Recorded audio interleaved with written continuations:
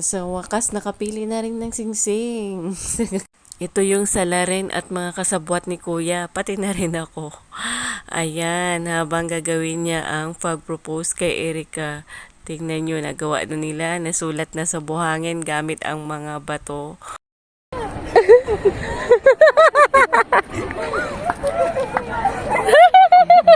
Galas ah.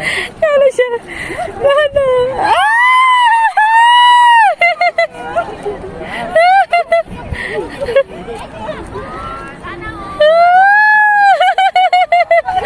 Yes, yes!